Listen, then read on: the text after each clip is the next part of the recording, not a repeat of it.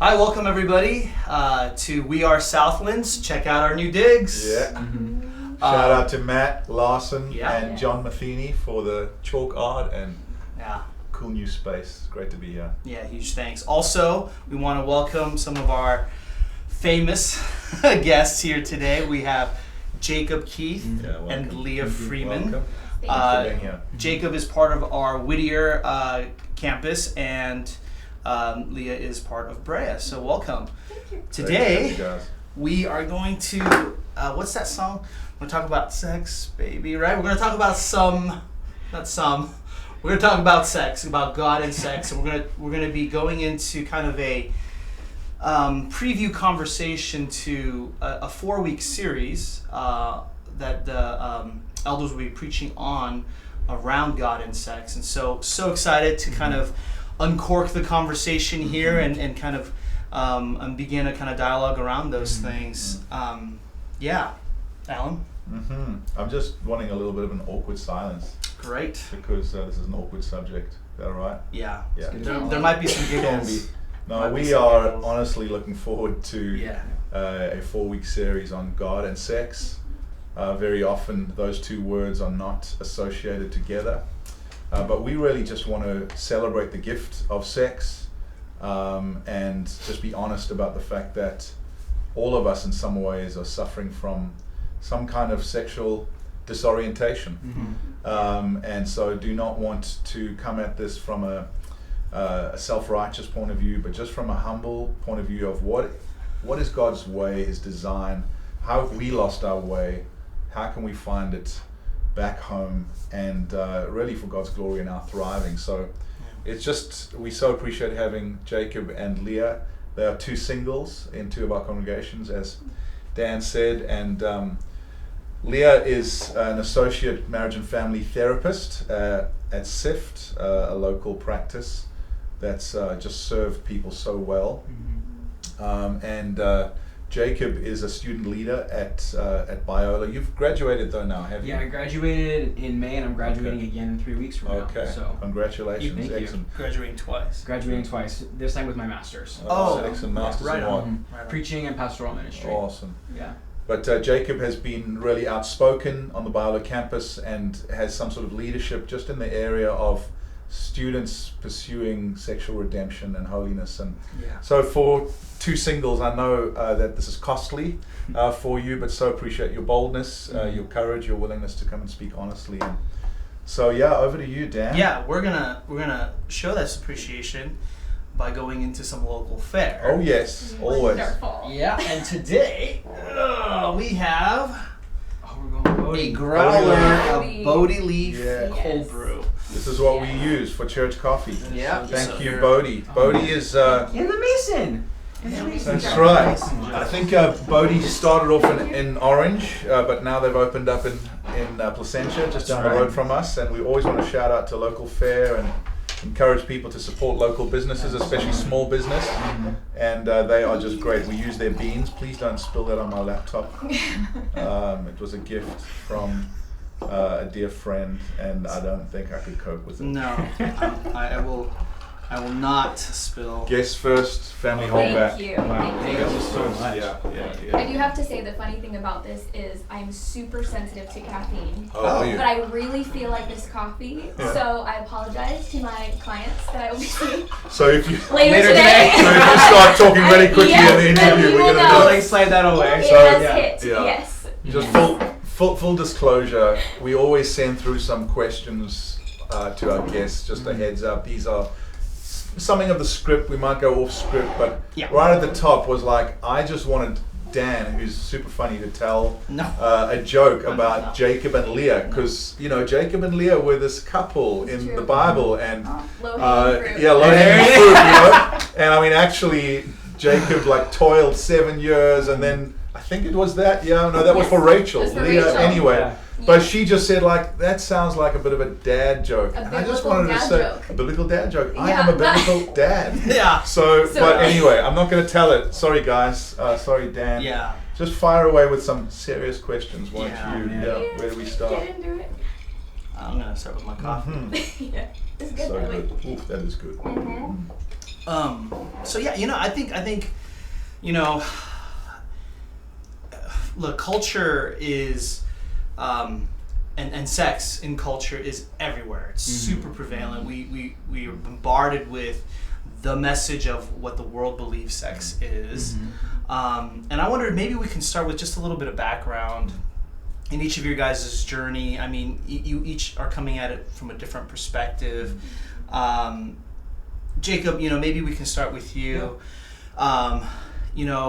Just jumping right into the issue of pornography and sexual addiction. Jacob's been an incredible gift to us, and just being open and sharing your story, which I think a lot of us can actually relate to. Do you mind kind of going through the origin story here? Yeah, I'd be honored. First off, super stoked to be here as well. Yeah. And also, Bodie is my favorite shop down Hey, the good road. stuff. My sister flew in last weekend from Colorado, and this was the shop I took him to when I Shout won out to his Bodie. California coffee. Shout out to Bodie. So I'd say off the bat, it's hard because it started so young in a lot of ways. So just as a quick bio intro for me, I am 23. I grew up in the Northwest and came down here for school. I've since graduated Biola, and I'm in the master's program there right now. And over the past 2 to 3 years, have slowly kind of picked up a mantle and created programming and started working with a lot of students in areas as it pertains to pornography use, sexual addiction and brokenness, as well as students who would identify as straight. So put in that whatever you feel. Sure. And then that's students that I have the opportunity to work with. Yeah. So real early on for me, let's just go there. I was first exposed to pornography when I was 11, actually, through my sex ed class in school, Really? Which is funny now because there are some actual school districts on the East Coast that are allowing to use porn in classes to teach about sex, that's something else altogether. Wait, sorry to interrupt. Yeah, totally. You saw porn for the first time in class? Not in class. But there are students now who could say that. Yeah. Oh, wow. It's on the East Coast especially. Wow, yeah. But for me though, it started out with we had a week-long series where all the guys from all the 5th grade classes piled into one classroom, and we had my teacher, Mrs. O'Shea, who had raised 3 boys, gave us the sex talk for an hour a day for a full week. And honestly, she did a really good job. She covered a lot of the stuff, the really awkward questions, and what's the word for that thing again? And then just kind of just being super professional and also really caring about it. But at the end of that class, she gave us this little booklet that was basically just a summary of the information, probably from the curriculum that she used, of just just a summary of the videos I think we had been watching. Yeah. And on the back of it, it said, for more information, go to this website. And for me, I was a curious kid. I went to that website, and it truly was just like a sex ed, hey, here's a summary of the content, here's word games. And then that just digressed from one link to another, to another, to another, to within a month or two. Yeah, I mean, there's a joke that I think is fairly true. At any given point on the internet, you're only 5 clicks away from porn, or 4 clicks. And that was my story. Wow. And it was one of those things where I was now 11, watching full-blown pornography and not really knowing what it was or how I was supposed to deal with it. But also just being really honest about the fact that I liked it. That there's something that feels good about being aroused. There's something that feels good about just engaging in that act. Sure. Just the high that it gives you, right? Sure. And for me, that began a journey that has shaped the course of my life in so many ways. And then I remember being at college, and kind of one of the defining moment I had was I was living on a guy's floor at the time, and there was just a lot of jokes that were being thrown around about pornography, about very specific videos that had gotten really popular, things like that, sex noises, just kind of you could chalk it up to guy stuff, but I don't really think it's fair to call sin guy stuff. But one of the things that I was really struck by was, man, there is an assumption across the board here that everyone knows what we're talking about, and that no one seems to be wanting to do anything about it. And so it was kind of out of that space of that brokenness of shoot, no one's doing anything. And I feel through some odd circumstances, I was kind of given a mantle to be able to do something about it. And that kind of began me in my more professional aspect that has very often bled over to my personal life and my friend's life. Right. Just off the bat, some stats real quick. I think for guys under the age of 25, there's been some point in their life, I think it's 90 to 95% of them would say that they were watching pornography on a habitual basis. And habitually is normally defined around you're watching it like at least once or twice a month for an extended period of time. For guys on campus, for guys in that age bracket currently, you're looking at about I want to say you're looking at about 60% of people are watching pornography on some kind of consistent basis, and for women, the number is about 35 to 40%. So for men especially, I assume they're watching pornography until I'm corrected wrong. Right. And for women, I tend to kind of assume the same thing. But the reality is, for me, and for why I think this is so important, is I don't know a single person who has not been affected by sexual brokenness. Yeah. I don't know a single person who hasn't been affected by the weight that sexual sin brings, and I'm tired of no one talking about it. Yeah. So So good. So Really that's a little appreciate bit you about me. So being willing to talk about it. Leah, you are an associate marriage and family therapist, but one who specializes in sexual addiction. Yes. And you know, this series is not just going to be about sexual addiction. We really want to celebrate the good gift of sex. And I think one of the reasons why Christians struggle with sex is that there's the view of what we would call secular view of sex, which is like, man, sex is ultimate. Follow your desires, your every desire. Sure. But unfortunately, the church has also told an unbiblical story, and that is often sex is gross. You know, deny your desires, and you know, to be holy is to not have sex, which is not biblical either. We just see the celebration of sex as sacred and good in the right context. And so we really want to be about that in the series, and not just talking about sexual brokenness, but the reality is we live in a world obsessed by sex and broken by sex. And you see that all day long. Tell us how you chose this career path. Is there a connection to your own personal family path and your growing up? And then just a little bit about what your life is every day. Yeah. So when I knew I wanted to be a therapist, at that point, I had already been really interested in anti-sex trafficking efforts, which pornography is definitely a part of, and so it was on my radar. But it actually wasn't until I dated a guy who had struggled with pornography in the past. He was a worship pastor. This was actually before I came to Southlands. Okay. I'll clarify that. And he was a worship pastor, and when he got a job at the church that we then ended up going to, he was very open with them about that, and very open about his past struggles. And unfortunately, pretty quickly after him becoming the worship pastor at that church, fell back into it, and when he fell back into it, just fell back in a major way. So I have gotten permission to be able to share this part of his story and our story. This is about 5 years ago. But he had gotten involved in webcamming, so then it was, now he's involved with other people.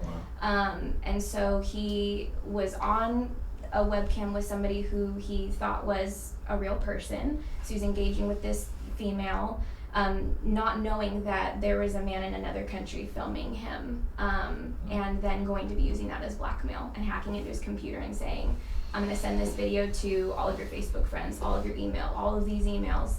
And that was traumatizing, that's all of our worst fears with our sin, right? Like, okay, let's get it out in the open for everybody to see.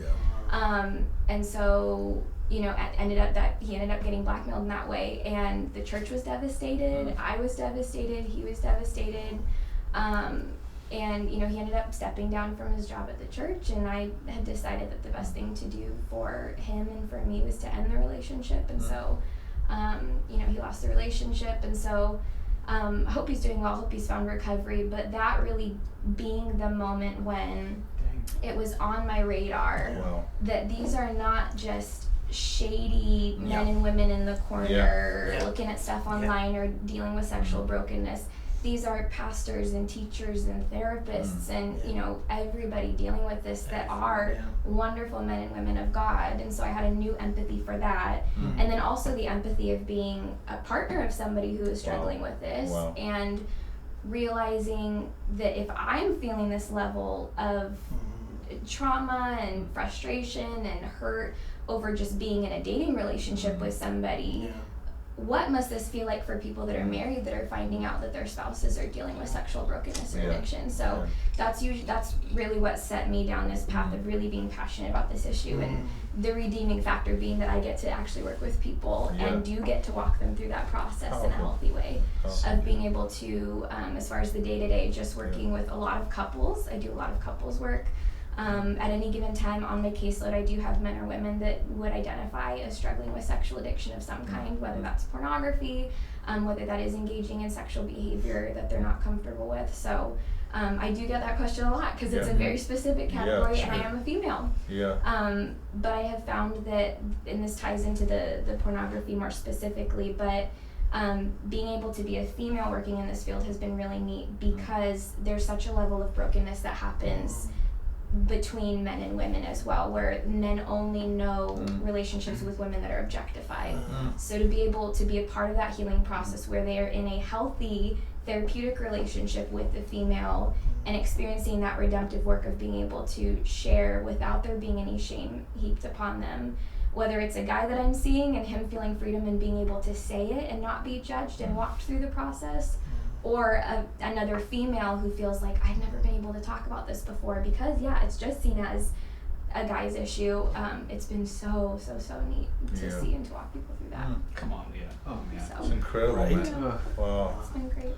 Well done. So what? I'm jumping ahead here, but I'm going to go for it. As a single woman who is engaging in sexual brokenness all day long, how does that inform the way you think about marriage for yourself? Like how does it change the way you look for a future husband, especially having been betrayed your trust and then seeing people who are betraying trust?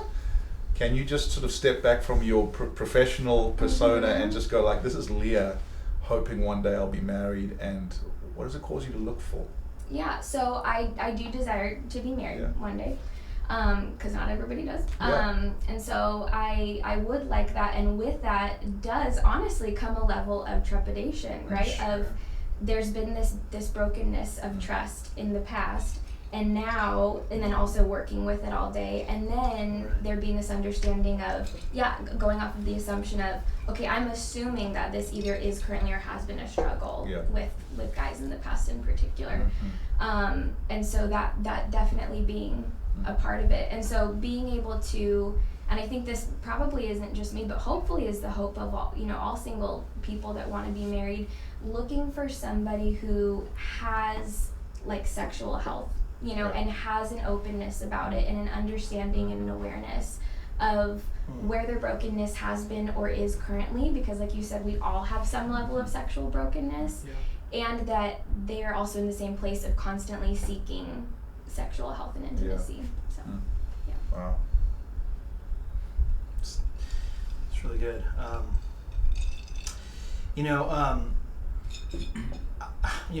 My continuous question is always like, what can we do as believers, as the church?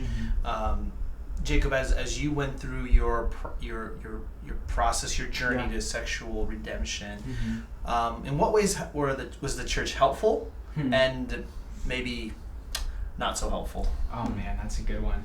I would say off the bat, I think the ways where I found the church most helpful, it wasn't in any kind of like programmatic, in any kind of program that was offered. It wasn't really in like a lot of sermons that I heard that I found it very helpful. Where I found it most helpful was when there was individual leaders in the church, be that pastors, be that associate staff, be that just volunteer leaders, men or women, who are willing to own up to their own story and say like, hey, this has been a part of my struggle, and this does not disqualify you from service in the kingdom of God. Because I think there's something, especially around sexual brokenness, where there is a level where I think rightly we heighten the sin because it's a sin against yourself, right? You're ripping apart your own soul to a degree, but because there's so much shame that gets lobbied on top of it, and it's such, even for men, even though there's like a casual joking conversation about it, it's something that is so isolating, right, in the experience of it. And for most people, like in the act, it's very isolating, and afterwards, the shame you feel is very isolating. We have a joke with me and my friends who, like, I don't, as an example, like right now, I don't have my own passwords. I have Covenant Eyes. We just do that for each other, as like to continually hold each other accountable. But there's a joke where it's like if someone has like slipped up in some way, we'll give them 2 days to like process their own shame and then kind of come out on the other side. And I'm not going to get mad at you for 2 days because sometimes it just takes that much time. But I think the prayer is, man, Lord, how quickly can my heart turn from I'm embarrassed and shameful to I need to bring other people into this with me. So I think for individuals, setting that model, that for me has been one of the most helpful things. I think not so much at Southlands, but at the church camps in particular I went to growing up. I grew up on the back end of like purity culture, right? Of 90s, like promise keepers, all this kind of stuff. Ring. Like True Love Waits. My mom wanted my mom wanted to buy me a purity ring when I was 16, and I told her no because I don't like wearing rings. And she was so confused and hurt. I had one. I was like, I'll admit it. But I think growing Dan said up, he's got a toe ring. Oh man, that's good. Ring. I think growing up though with that as like, I have no words. Was that a dad joke? No, Sorry. that was just Okay. super weird. I don't even know where to categorize that. That's good. I think growing up on the back end of that was really hard. Because I think you're growing up. I mean, I'll give you a couple of examples. One, thinking that if you lost your virginity in any way, shape, or form, that was something that you could never get back, and that God was not big enough to restore that. I remember being really challenged 3-4 years ago by a girlfriend of mine who was like kind of going on a rant about this. And she's like, as if God is not big enough to redeem your virginity. And I was like, oh man, I believe that. That like that's something that's once lost, and maybe technically speaking, but in terms of like God doing His restorative work, that's something that was just gone. Right, so be it in that or something that like would disqualify you immediately from any kind of leadership, any kind of like service. Growing up in an environment where it was such shame was used as a motivation as opposed to offering like a positive narrative. I think one of the things that like I found in like the literature that I've read is that it's really hard to live a sex negative narrative. In that having a sexuality of no's as opposed to a sexuality of yeses. So instead of like I'm gonna just choose to not have sex and abstain, like, well, no, actually I'm choosing celibacy for the sake of like better health, wholeness, better friendships, these kinds of things. But like even that mentality shift I found for me has been really freeing. But like purity culture in a lot of ways pushed a narrative of no's, of like sex is what you can't do. Where I would say for me, even as like a single celibate guy, I can still be a fully sexual person, right? If I define sexuality as how myself as an engendered person, as having a gender, relate with people of the same and opposite gender. That I can still experience like sexuality in a sense and have a desire for touch and closeness that can be met in I think God honoring ways. For me has been a long journey, but a good one. So that's a powerful thing, because I think where the church has at times got it wrong, and feel free to speak to this, is there's been a sense of, well, singleness is like, it's almost like this side of the grave, and then you graduate to true life, which is marriage, you know, which is ironic because we follow a single celibate virgin who died as a single celibate virgin. So if we say Jesus is the epitome of life to the full, how can we say, well, plus marriage, you know? And I think sometimes the church has been like, not grace plus works, but grace plus marriage equals full life, you know? And look, I've been married for 25 years. I'm gladly married and happily married. Absolutely love it. But just speak to us in terms of what it is to live full lives as singles, not waiting for marriage to ultimately fulfill you. I completely relate. I I can totally relate to this though, you know, because when you're, like I said, I had a purity ring, you know, you go through the whole thing, and the church culture is very much, okay, just don't do it, don't do it, don't do it, don't do it. And then when you get married, you're going to have the best sex of your life. You're never going to have any problems. Look at my smoking hot pastor's wife over there. I'm not just saying you've done that. Does that mean, did I say that? Which is, there's something so good about seeing the model of that in the church, and yet there can be, and this is Leah talking rather than like clinical therapist Leah, but just that there can be this separation of, okay, we're expecting you to wait 15, 20 years after puberty but before marriage. Just don't do it. And that idea of rather than giving a negative command, there are ways to give positive things with it, because this question, I've been to conferences and read books, and it's really hard. I've never really gotten a clear answer except for one blog, and I cannot remember who wrote this, but some woman, thank you for writing this blog, basically compared it to when Jesus was with the disciples and they were picking the wheat on the Sabbath. And the Pharisees were complaining and saying, why aren't they fasting on the Sabbath? And Jesus said, it's because I'm with them, but when I'm gone, that's when there'll be this need to fast. So she had kind of drawn a parallel and said, okay, the literal bridegroom isn't here yet, so you're just in this period of fasting. And then when, you do get married, if and when, you get married, then there's no need to fast from that sexual intimacy. Sure. Or if you're single your entire life, then you're reunited with your spiritual bridegroom in heaven. And that feels like, okay, I'm making a choice to then fast and take that time, and it's a positive command rather than, well, just don't do it and then everything will be great, which this category has. I see couples all the time that had this expectation and then are also struggling sexually within their marriage and feel like they can't talk to people about it because there's no more dialogue besides just don't do it and then it's going to be amazing. Yeah, I heard someone say the other day, a guy had been married for maybe 40 years. He's like, being single requires 100% self-control sexually. Being married requires 95% self-control sexually. It's not all like no holds barred. There's still an exercise of self-control within that fulfillment of marriage. So it's actually vital. Do you want to add into that? Yeah, I would say, could you just repeat the question one more time just so I stay on that? Yeah, just what it is to live as a single, not waiting for marriage to fulfill you, even if your hope is marriage and maybe it's not.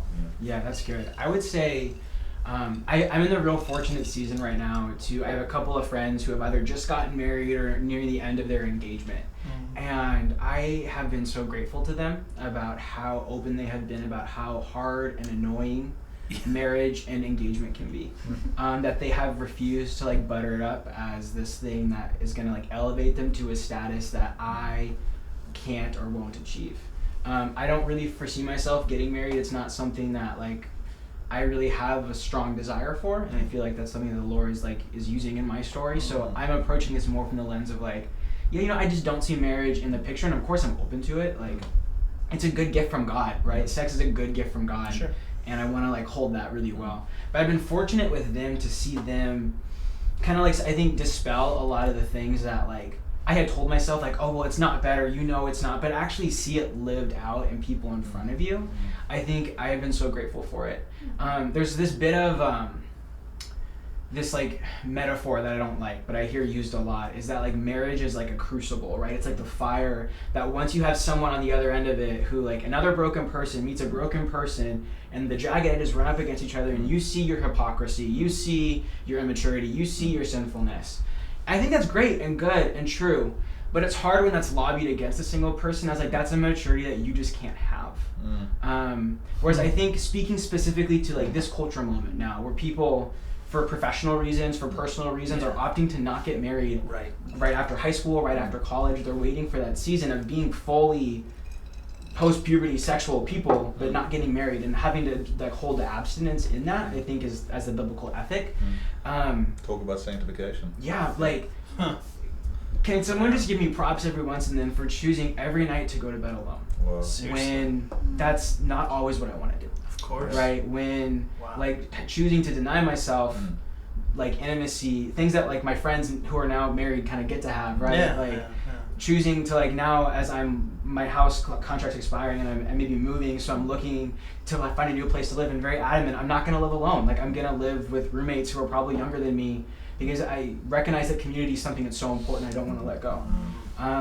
But my gosh, there's a crucible there that I think the church is just now going to have the luxury to discover a little bit, and having vocal, good, strong, competent singles who are delaying marriage for a lifetime or a set amount of years. That those aren't years that are wasted, but they're years that I think the Lord can do a really incredible work. So, yeah.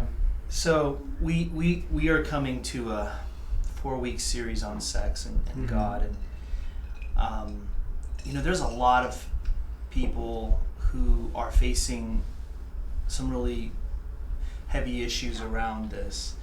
What would you say to them?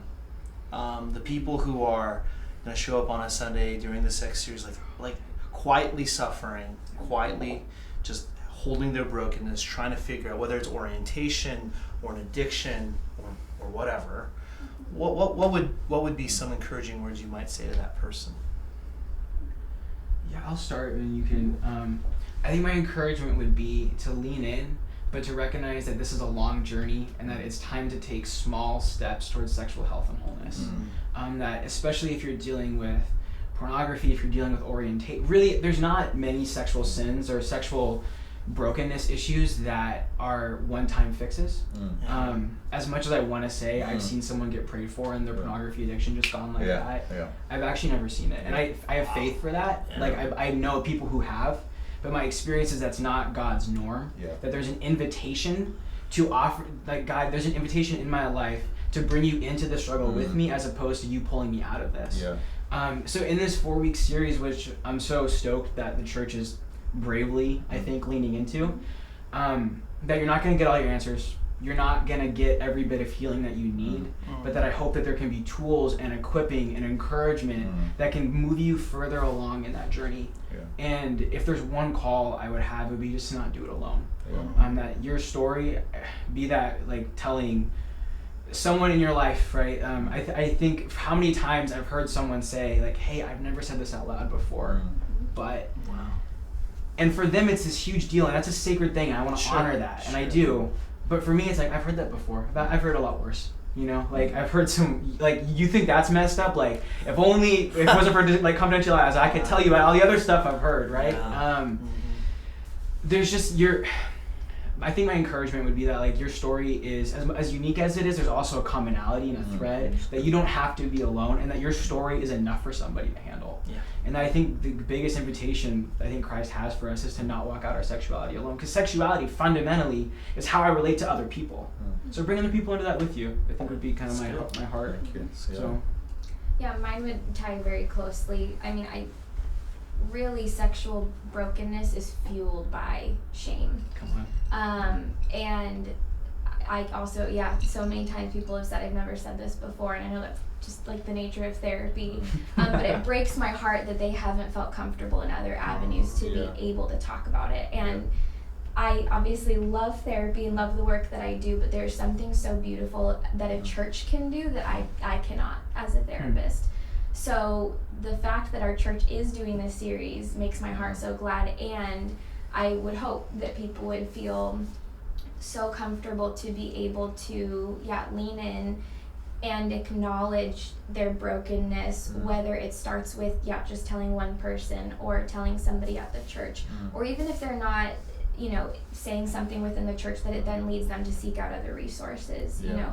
Just that things would be brought to the light, not in a shameful way, because there's that balance of how do we help people with their sexual brokenness without using shame as the agent to then help them change. Shame is really good at short-term change, but horrible as a life virtue.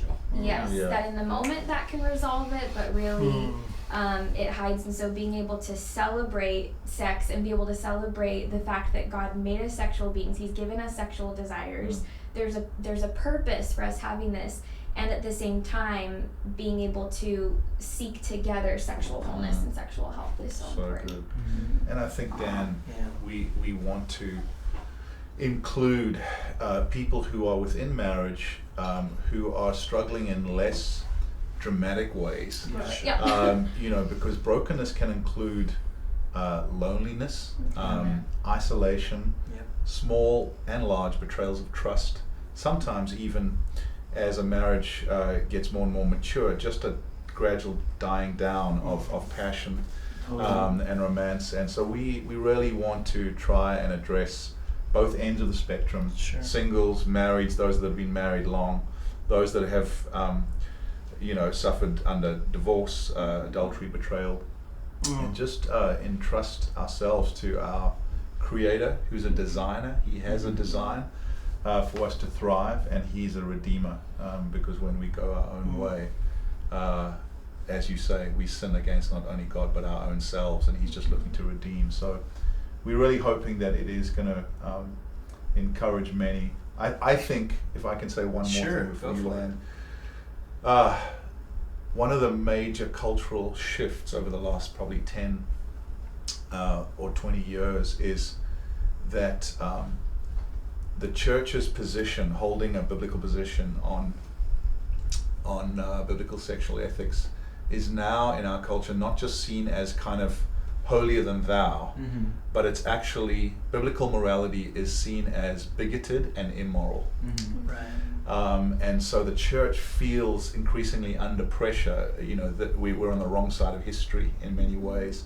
And so what is it to hold our line, but do it in a spirit of grace, not pointing fingers at the world, but saying, no, we actually believe that this is the best way to live, and we have fallen short of this, and that's why we are absolutely desperate for our Redeemer to come and redeem us back to His way and His path. So yeah, maybe Dan, you want to just kind of land it in when it's going to happen and some of the stuff that's going to happen. Yeah, man, this conversation is just so good, so rich. There's so much more to it. I want to warmly invite you guys to come engage with us as a church as we dive into God and sex for the entire month of May. It starts on the 5th. We'll go through 4 weeks.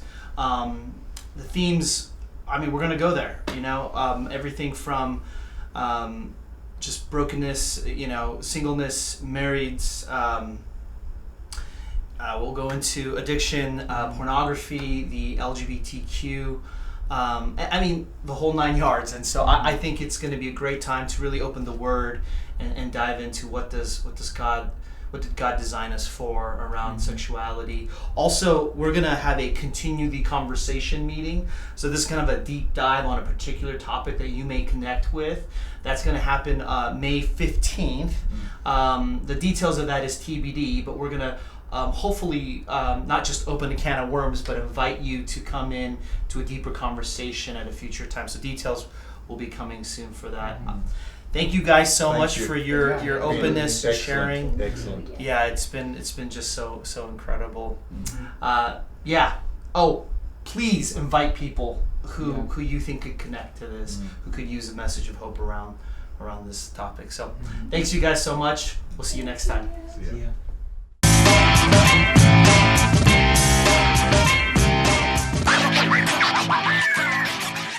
It used to be a finger ring. Truth is my toes grown. I can't get it off. No, I don't.